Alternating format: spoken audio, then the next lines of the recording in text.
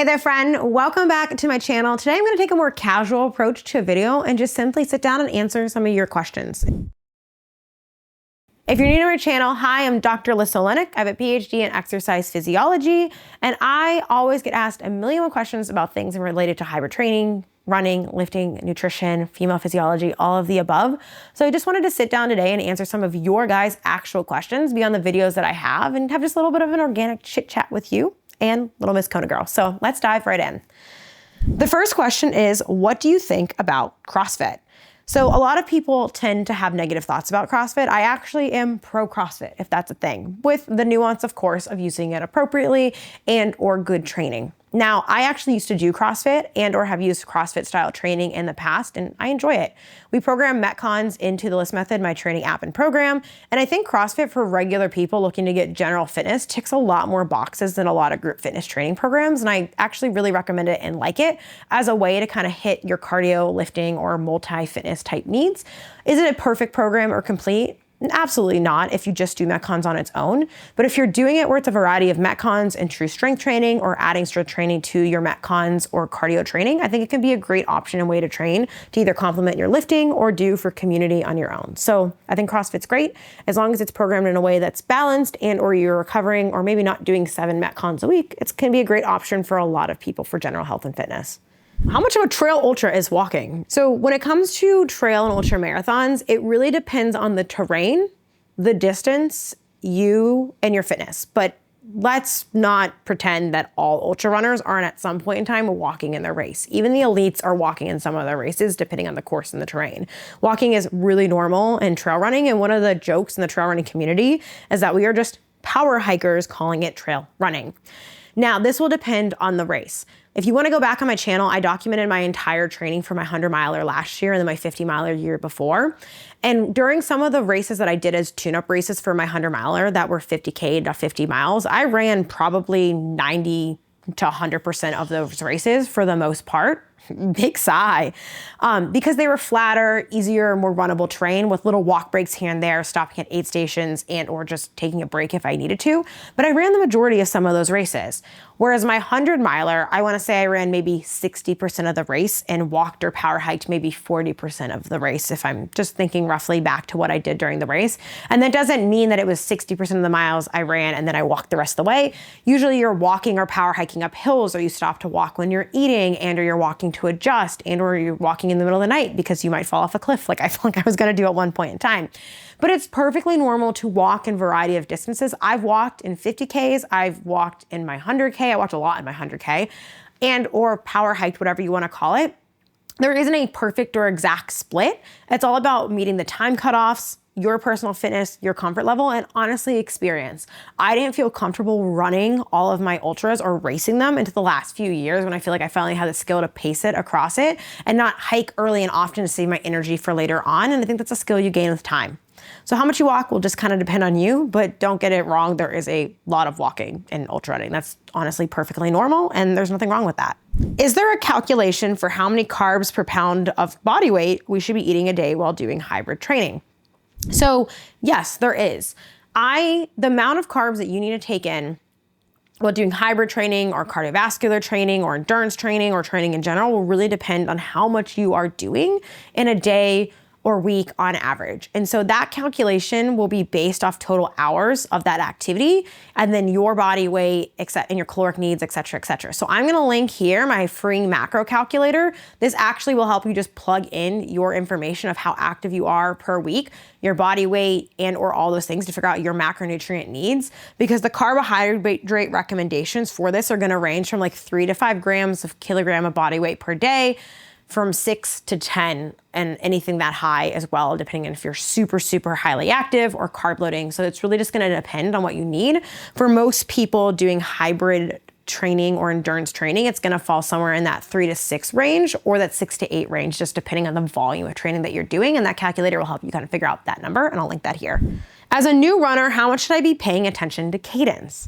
Cadence is something that comes up all of the time in my clients, and people worry about it a lot. And we have an excellent resource in my program called the Pace, Cadence, and Running Video Breakdown, because people get really worried about this and form and all of these things when you're a new runner. And the reality is, as a new runner, you're not gonna be perfect or good at any of these things. But when it comes to cadence, people often think that 180 steps per minute is like the gold standard. If you're not doing that, then you're wrong. You're gonna get injured, you're gonna get hurt. There is really no perfect cadence. Cadence ends up falling on a spectrum, and they have some studies where they studied all these runners running like a 100-kilometer race, and they spanned in a really wide range of like 160 to 180 to even 190 steps per minute and across this spectrum. What matters is that it, one, is unique to you, and two, you're not overstriding or it's not causing you pain and injury. If you aren't having pain, you're not having injury, and you're not overstriding, then your cadence doesn't really matter that much, and or will just improve or fall in line over time as you just gain the skill of running. But if you are overstriding, so if you're reaching with your leg too far and kind of stepping on your heel, that can put a lot of pounding and intensity or weird force on your foot when you're landing. And that itself might lead to things like your shin splints or your feet hurting or knee pain or anything like that. And that's something where improving your cadence can help. And that's simply just taking quicker, more powerful steps of your feet being underneath you rather than reaching out in front of you. So you can kind of test that if you want to record yourself to look at your stride or work with a physical therapist to help you. But I actually worked on improving my cadence years ago now when I started to get more serious about ultra running, and it really did help a lot. I listened to a lot of metronome or high beat music, and it's just a matter of training yourself to take shorter, quicker, more powerful and forceful steps rather than thinking of like reaching with that forward leg. But if you don't have pain or you don't have issues, then it's gonna be okay. And it also can be unique to you. 180 steps per minute isn't a perfect number. How many hours of training do you log a week in number of sessions? So if you guys are new here and or haven't been paying attention to my vlogs, I actually vlog a lot of my individual training sessions or weeks of training, and I have across the last few years. And you can see that my training always shifts or adjusts depending on what I'm training for. How much I trained for my 100-miler last year looks different than how much I trained for my high rocks versus some of my shorter distance ultras or even my marathon training right now. But typically I lift 2 or 3 days per week, almost year round, other than weeks off or vacations or when I miss it for trips. And then the number of hours that I train usually dictated by the endurance volume that I'm doing. So when I was training for high rocks early this year in the spring, I was probably training 6 to 8-ish hours per week, 6 to 9 maybe at the highest amount of that. My running volume wasn't as high because I pulled it back to be more intense, so that helped bring back that volume. So I was lifting 3 days a week, running probably 3 days a week, and then doing high rocks workouts 2 days a week within that to get to that. So that's about what I was doing there. Where right now I am training for my first road marathon, and I'm still lifting 3 or 2 days a week depending on the week and what I can get in.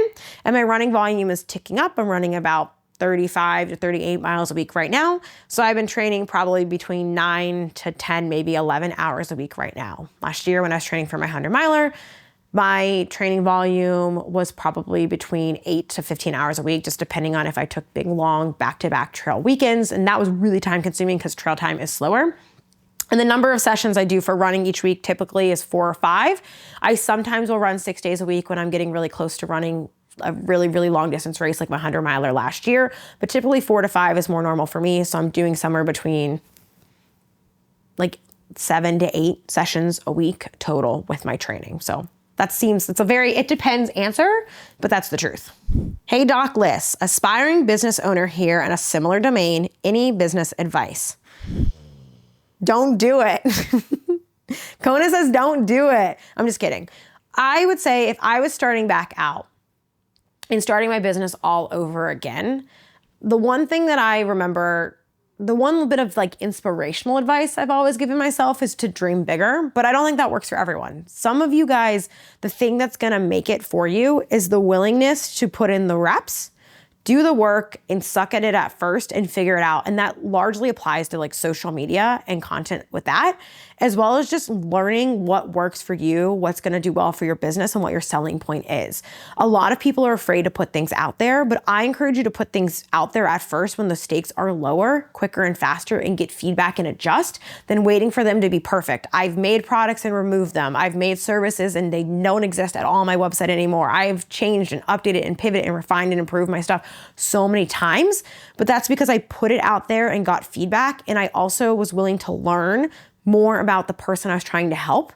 And my last bit of advice for a lot of people is you need to be interesting and different enough that it stands out with either what you are doing or you as a person, that someone wants to actually train with you or care what you have to say or follow along with what you're doing. I think a lot of people are so hesitant to either share their personality or have something that sets them apart, and then they just blend into every other macro coach, a nutrition coach, or training coach in the industry. You have to have something that is you, that makes you stand out. Now, that doesn't have to be something super unique or crazy, but think about the people that you follow, you listen to, you pay attention to, that you buy from or would buy from. What makes them stand out, and how can you find that thing for you?